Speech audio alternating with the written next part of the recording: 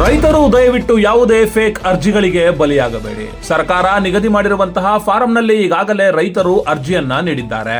ಅದರ ಆಧಾರದ ಮೇಲೆಯೇ ಕಮಿಟಿಯಲ್ಲಿ ತೀರ್ಮಾನವಾದ ನಂತರ ಭೂಮಿಯನ್ನ ರೈತರಿಗೆ ನೀಡಲಾಗುತ್ತದೆ ಹೊರತು ಯಾರೋ ಕೊಟ್ಟರು ಎಂದು ಅರ್ಜಿಗಳನ್ನು ಹಾಕಿದರೆ ಅದಕ್ಕೆ ಯಾವುದೇ ಬೆಲೆಯೂ ಇಲ್ಲ. ಹಾಗಾಗಿ ಸುಖಾಸಮ್ಮನೆ ಈಗಾಗಲೇ 5,000ಕ್ಕೂ ಹೆಚ್ಚು ಅರ್ಜಿಗಳನ್ನ ತಾಲೂಕು ಕಚೇರಿಗೆ ತಂದು ರೈತರು ನೀಡಿದ್ದೀರಾ. ಇವೆಲ್ಲವೂ ಕೂಡ ಫೇಕ್ ಆಗಿದ್ದು ರೈತರು ಯಾವುದೇ ಕಾರಣಕ್ಕೂ ಮೋಸ ಹೋಗಬೇಡಿ ಎಂದು ಶಾಸಕ ಎಸ್.ಆರ್. ಶ್ರೀನಿವಾಸ್ ಪತ್ರಿಕಾಗೋಷ್ಠಿಯಲ್ಲಿ ತಿಳಿಸಿದರು. ಅಪ್ರೂವಲ್ ಆಗಿದ್ರು ಅರ್ಜೆಂಟ್ ಕೂಡ ನಾವು ಕೊಟ್ಟಿರ್ತಕ್ಕಂಥದ್ದನ್ನ ಮಾಡಿದ್ದೀವಿ. ಅದನ್ನು ಡೆವಲಪ್ ಮಾಡಬೇಕು. ಡೆವಲಪ್ ಮಾಡಿ ಅವರಿಗೆ ಮನೆ ಕಟ್ಟಿಸ್ಕೊಡ್ತಕ್ಕಂಥದ್ದು ಕೂಡ ನಾವು ಅದೇ ಸರ್ಕಾರಕ್ಕೆಲ್ಲ ಅದನ್ನ ಪ್ರಸ್ತಾವನೆಯನ್ನೆಲ್ಲ ಸಲ್ಲಿಸಿದ್ದೀವಿ. ಅತಿ ಶೀಘ್ರದಲ್ಲಿ ಅವರಿಗೆ ಅಲ್ಲಿ ಮನೆ ಕಟ್ಟಿಕೊಡ್ತಕ್ಕಂಥದ್ದು ಮತ್ತು ಆ ಏರಿಯಾ ಡೆವಲಪ್ ಮಾಡ್ತಕ್ಕಂಥದ್ದು ಮಾಡಬೇಕು. ಗುಬ್ಬಿಯಲ್ಲಿ ಭೂ ಕಬಳಿಕೆ ಜಾಸ್ತಿ ಇದೆ ಅಂತ ಭಾಳ ದಿನಗಳಿಂದ ನಡೀತಾ ಇದೆ. ಮತ್ತೆ ಅರ್ಜಿಗಳು ಸುಮಾರು 5,000 ಅರ್ಜಿಗಳು ಬಂದಿದ್ದಾವೆ. ಸೊ ಅದರ ಬಗ್ಗೆ ತಹಶೀಲ್ದಾರರು ಕೂಡ ಹೇಳಿಕೆಯನ್ನು ಕೊಟ್ಟರು. ಈಗ ಅವರ ವಿರುದ್ಧವಾಗಿ ಪ್ರತಿಭಟನೆ ಶುರುವಾಗ್ತಾ ಇದೆ.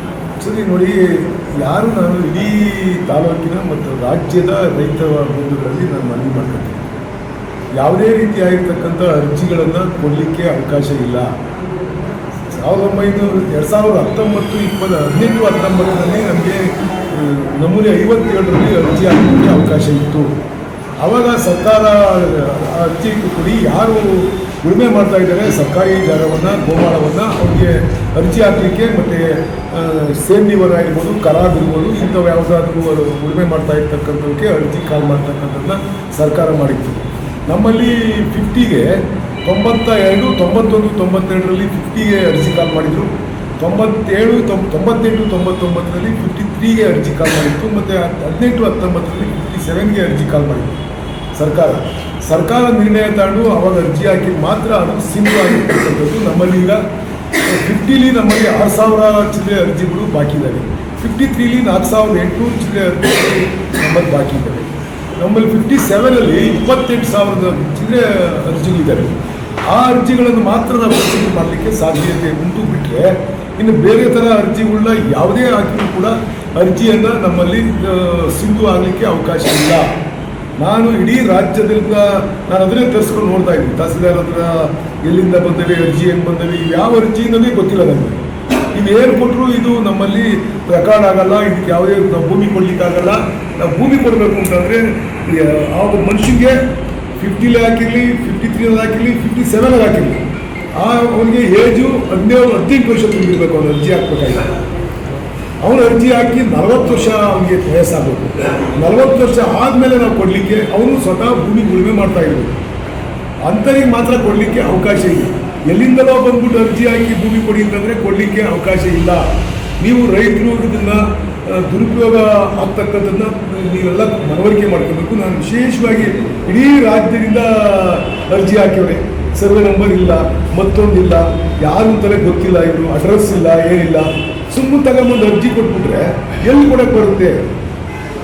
ನೀವು ರೈತರು ಎಚ್ಚೆತ್ಕೊಬೇಕು. ಯಾರಾದರೂ ಕೂಡ ಹಿಂಗೆ ಭೂಮಿ ಕೊಡಿಸ್ತೀವಿ ಅರ್ಜಿ ಹಾಕಿ ಅಂತ ಹೇಳ್ಬಿಟ್ಟು ನಿಮ್ಗೆ ಆಮಿಷ ಒಡ್ಡಿರೆ ಆ ಆಮಿಷಕ್ಕೆ ಒಳಗಾಗಬೇಡಿ ದಯಮಾಡಿ.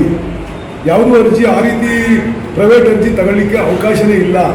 ಮುಖ್ಯಮಂತ್ರಿಗಳು ಹೇಳಿದ್ರು ಇದಕ್ಕೆ ತಗೊಳ್ಳೋಕ್ಕೆ ಅವಕಾಶ ಇಲ್ಲ. ಸರ್ಕಾರ ಮುಖ್ಯಮಂತ್ರಿಗಳು ಕ್ಯಾಬಿನೆಟ್ನಲ್ಲಿ ಡಿಸಿಷನ್ ಮಾಡಿ ಅದನ್ನು ರೂಲ್ ಮಾಡಿಕೊಟ್ರೆ ಮಾತ್ರ ನಾವು ಅರ್ಜಿ ತಗೊಳ್ಳಿಕ್ಕೆ ಅವಕಾಶ ಇದೆ. ದಯಮಾಡಿ ನಾನು ರೈತ ಬಂಧುಗಳಲ್ಲಿ ಮನವಿ ಮಾಡ್ಕೊತೀನಿ. ತಹಸೀಲ್ದಾರ್ ಮೇಲೆ ಸ್ಟ್ರೈಕ್ ಮಾಡ್ತೀವಿ, ಫೈಟ್ ಮಾಡ್ತೀವಿ ಏನಾದ್ರು ಹೇಳಿದ್ರು, ಸ್ಟ್ರೈಕು ಫೈಟು ಮಾಡ್ಕೊಳ್ಳಿ. ವಾಸ್ತವ ಸ್ಥಿತಿ ಹೇಳಿದರೆ ಅವರಿಗೆ ಯಾಕೆ ಮಾಡ್ತಾವ್ರು ಅಂತ ಗೊತ್ತಿಲ್ಲ. ಅವ್ರಿಗೂ ಯಾರು ರೈತರ ಮುಖಂಡರು ಯಾರು ಅನ್ನೋದು ಗೊತ್ತಿಲ್ಲ ಅವರಿಗೆ. ಅವ್ರಿಗೆ ಅಟ್ಲೀಸ್ಟ್ ಇಷ್ಟು ಕಾಮನ್ ಸೆನ್ಸಿಂದಲೇ ತಗೊಂಡು ರೈತರನ್ನ ಗೊಂದಲ ಸೃಷ್ಟಿ ಮಾಡ್ತಕ್ಕಂಥದ್ದು ಮಾಡ್ತಾ ಇದ್ದಾರೆ. ಈ ಕೂಡಲೇ ನಿಲ್ಲಿಸಬೇಕು. ಇದೇನಾದರೂ ಇದೇ ಥರ ಮುಂದುವರೆದ್ರೆ ನಾನು ಕೇಸ್ ಹಾಕಿಸ್ತೀನಿ. ತಹಸೀಲ್ದಾರ್ ಕಡೆಯಿಂದ FIR ಹಾಕಿಸಿ ಹಾಗೆ ಯಾರು ಸಂಬಂಧಪಟ್ಟಿರ್ತಕ್ಕಂಥವ್ರು ಮುಂಚೂಣಿಲಿರ್ತಕ್ಕಂಥವ್ರ ಮೇಲೆ FIR ಹಾಕ್ಸ್ತಕ್ಕಂಥದ್ದನ್ನ ನಾನು ಮಾಡ್ತೀನಿ. ಯಾವ ಕಾರಣಕ್ಕೂ ಇದನ್ನು ರೈತರಿಗೆ ಗೊಂದಲ ಸೃಷ್ಟಿ ಮಾಡ್ತಕ್ಕಂಥದ್ದನ್ನ ಮಾಡಬಾರ್ದು. ಈ ಥರ ಅರ್ಜಿ ಕೊಟ್ಟರೆ ಯಾವುದನ್ನು ಕನ್ಸಿಡರ್ ಮಾಡಲಿಕ್ಕಾಗಲ್ಲ. ಈ ಅರ್ಜಿಗಳು ಫೇಕ್ ಅರ್ಜಿಗಳು ಏನು ಕೊಡ್ತಾ ಇದ್ದೀರಾ ನೀವು ಅರ್ಜಿಯ? ಈ ಥರ ಅರ್ಜಿ ಕೊಟ್ಟರೆ ನಾವು ಯಾವ ರೀತಿ ಇದಕ್ಕೆ ಬಗರುಕುಮಲ್ಲಿ ನಾವು ಕನ್ಸಿಡರ್ನೇ ಮಾಡೋಕ್ಕೆ ಬರಲ್ಲ. ನಮ್ಮಲ್ಲಾಗಲೇ ಆಪ್ ಕ್ರಿಯೇಟ್ ಮಾಡಿದ್ದೀವಿ. ಆಪ್ ಕ್ರಿಯೇಟ್ ಮಾಡಿಬಿಟ್ಟು 50ಲಿ ಎಷ್ಟು ಅರ್ಜಿ ಇದ್ದಾವೆ, 53ನಲ್ಲಿ ಎಷ್ಟು ಅರ್ಜಿ ಇದ್ದಾವೆ, 57ಗೆ ಎಷ್ಟು ಅರ್ಜಿ ಇದ್ದಾವೆ ಅನ್ನೋದೆಲ್ಲ ಪೂರ ನಾವು ಆಪಲ್ಲಿ ಮಾಡಿಬಿಟ್ಟಿದ್ದೀವಿ. ಆಪಲ್ಲಿ ಮಾಡಿ ತಹಸೀಲ್ದಾರ್ ಲ್ಯಾಗಿನಿಂದ VAಗೆ ಹೋಗುತ್ತೆ.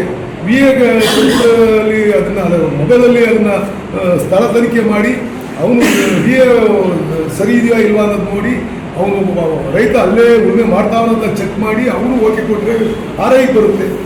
RI ತಿರ್ಗಾ ಸ್ಥಳ ತನಿಖೆ ಮಾಡಿ ಪೊಸಿಷನ್ ಇದ್ದಾನೆ ಅಂತ ಹೇಳ್ಬಿಟ್ಟು ಅವನು ಓಕೆ ಮಾಡಿದ್ರೆ ತಹಸೀಲ್ದಾರಿಗೆ ಬರುತ್ತೆ. ತಹಸೀಲ್ದಾರ್ ಚೆಕ್ ಮಾಡಿ ಓಕೆ ಮಾಡಿದರೆ ನಮ್ಮ ಬಗರ್ಕುಂ ಕಮಿಟಿ ಬರುತ್ತೆ. ನಾವಲ್ಲಿ ಎಲ್ಲ ಚೆಕ್ ಮಾಡಿ ಓಕೆ ಆಯಿತು ಅಂತ ಹೇಳಿದ್ಮೇಲೆ ಅದು ತಿರ್ಗಾ ವಾಪಸ್ಸು ಸರ್ವೇಗೆ ಹೋಗುತ್ತೆ. ಸರ್ವೇಗೆ ಹೋಗಿ ಅದನ್ನು ಸ್ಕೆಚ್ ಮಾಡಿ ಅವರು ತಿರ್ಗಾ ಕರೆಕ್ಟಾಗಿ ನಾವು ಟೆಂಪ್ರರಿ ಸ್ಕೆಚ್ ಮಾಡಿರ್ತಾರೆ ನಮ್ಮ VA.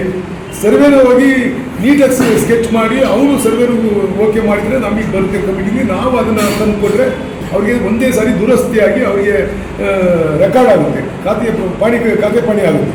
ಇದು ಸಿಸ್ಟಮಲ್ಲಿ ಇರ್ತಕ್ಕಂಥದ್ದು. ಈ ಸಿಸ್ಟಮ್ ಬಿಟ್ಬಿಟ್ಟು ಬೇರೆ ಏನು ಮಾಡಲಿಕ್ಕೆ ಆಗಲ್ಲ. ಆಮೇಲೆ ನಾವು ಗೋಮಾಳ ಕೊಡಬೇಕು ಅಂತಂದರೆ ಅದಕ್ಕೆ ಸುಪ್ರೀಂ ಕೋರ್ಟ್ ಗೈಡ್ಲೈನ್ಸ್ ಇರುತ್ತೆ. 98 ಸುಪ್ರೀಂ ಕೋರ್ಟು ನಮಗೆ ಗೈಡ್ಲೈನ್ಸ್ ಕೊಟ್ಟಿದೆ.